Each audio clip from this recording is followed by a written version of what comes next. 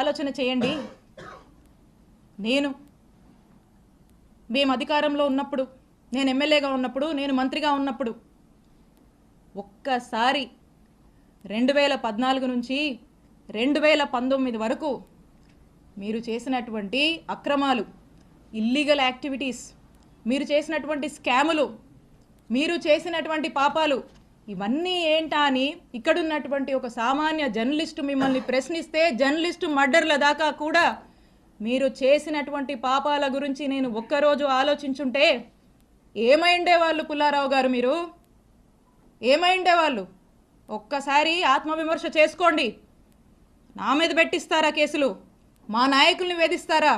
వైఎస్ఆర్ కాంగ్రెస్ పార్టీని గొంతు నొక్కేస్తారా ఇక్కడ మీరు? ఇవేమి సాగవు, ఇవేమి కుదరవు.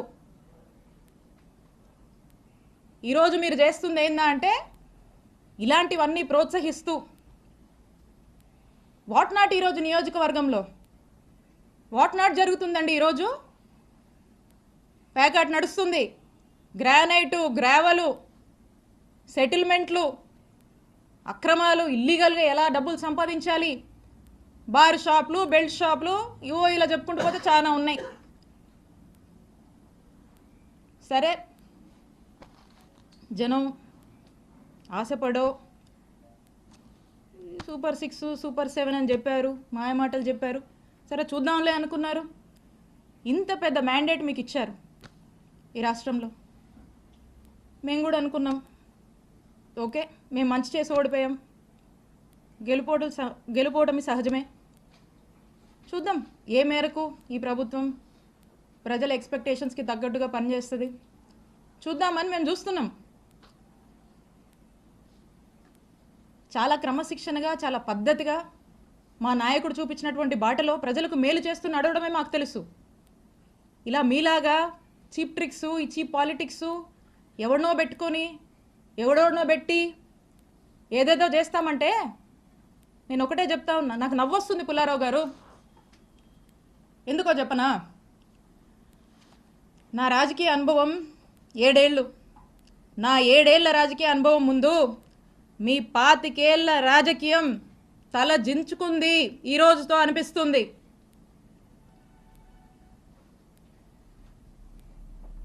అక్రమ కేసులు కడతారా? అక్రమ కేసులు పెడతారా? భయపెట్టాలని చూస్తారా? మీరు నన్ను కానీ, మా కుటుంబ సభ్యుల్ని కానీ, మా నియోజకవర్గ ప్రజల్ని కానీ, అండ్ ఎస్పెషలీ మా వైఎస్ఆర్ కాంగ్రెస్ పార్టీ నాయకుల్ని, కార్యకర్తల్ని, వైఎస్ఆర్ కాంగ్రెస్ పార్టీ కుటుంబ సభ్యులు, ఇక్కడ ఉన్న వాళ్ళందరినీ కూడా, కుటుంబ సభ్యులందరినీ కూడా బెదిరించి, భయపడి, అక్రమ కేసులు పెట్టి, అక్రమ అరెస్టులు చేస్తే ఎవ్వరం భయపడం. మీరు పెట్టిన ప్రతిసారి ఇంకా బలంగా ఎదుర్కొంటాం, ఇంకా బలంగా నిలబడతాం, ముందుకు వెళుతాం. మీరు అనుకుంటున్నారేమో ఇంకో 4 ఏళ్ళు కదా అంటే, వింటున్నాం లాలీలు చెప్తుంటే, ఇంకో 4 ఏళ్ళు కదా హ్యాపీగా వీలైనంత అవకాశం ఉన్నంత వరకు దోపిడీ చేసి, ఇల్లీగల్ పనులన్నీ చేసి, జోబులు నింపుకొని, ఓ బ్యాగ్ నుండి సంపాదించుకొని రిటైర్ అయిపోదాం అనుకుంటున్నట్టున్నారు.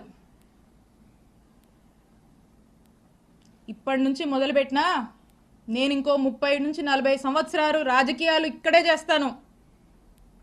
గుర్తుపెట్టుకోండి, 30 నుంచి 40 సంవత్సరాలు ఆ దేవుడు చల్లగా చూస్తే మీరెక్కడున్నా, ఏ ఊళ్ళో దాక్కున్నా మిమ్మల్ని లాక్కొచ్చేది ఖాయం. వడ్డీతో సహా విత్ ఇంట్రెస్ట్ నీకు తిరిగిస్తాం.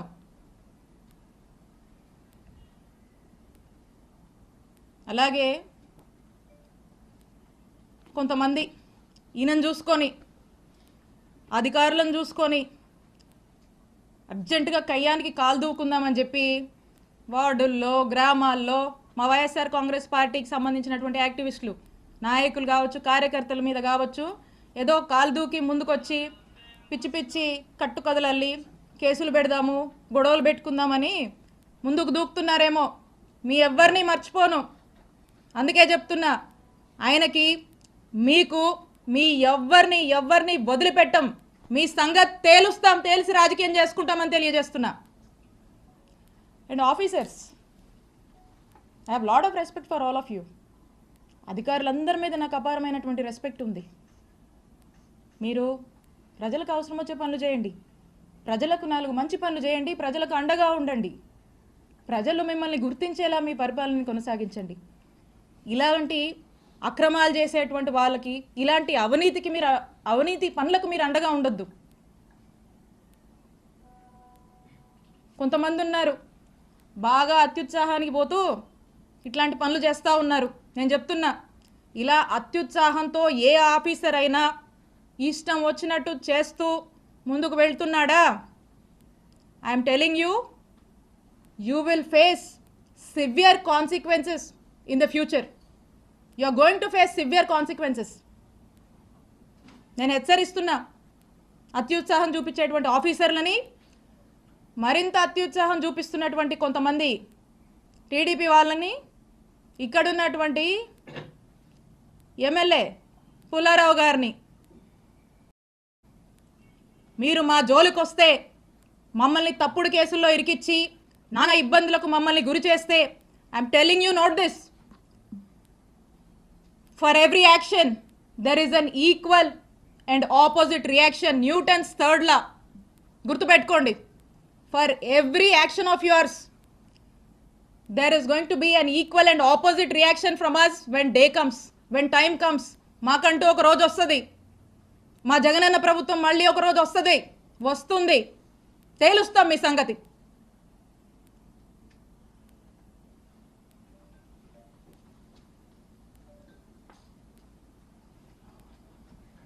మేడం, మీరు ఆల్రెడీ కంప్లైంట్ ఇచ్చినట్టున్నారు, మీరు కూడా కంప్లైంట్ డీజీపీ, అది ఏమైంది మేడం? చూస్తున్నారు కదన్నా, నేను ఒక కంప్లైంట్ ఇచ్చి దాదాపు 4 నెలలు అయింది. ఈ 4 months నుంచి చూస్తున్నా దాని మీద నో స్టేటస్. వాళ్ళకి దాని మీద ధ్యాస ఉంటాయి కదా, అప్పుడెప్పుడో 2019లో అంట అది జరిగిన దాని మీద ఇప్పుడు కేసులు కడుతున్నారు. అది జరిగినట్టు మ్యానిపులేట్ చేసి కేసులు కడుతున్నారు. ఇప్పుడు మేము ఇస్తే ఆ కంప్లైంట్లు పట్టవంట వాళ్ళకి. సో ఖచ్చితంగా దీని మీద నేను పోరాడతాను, దీన్ని వదిలిపెట్టను. తొందరలో దీన్ని నేను ముందుకు వెళ్ళి న్యాయస్థానాన్ని కూడా నేను ఆశ్రయిస్తాను. మేడం, గ్రావెల్ వ్యవహారం ఏదో ఉందని, స్కామ్ ఏదో చేశారని చెప్తున్నారు, ఆరోపణ వస్తూ ఉంది. ఏదన్నా గ్రావెల్కి సంబంధించి ఏది? క్రషర్స్కి సంబంధించి. ఓ రైట్.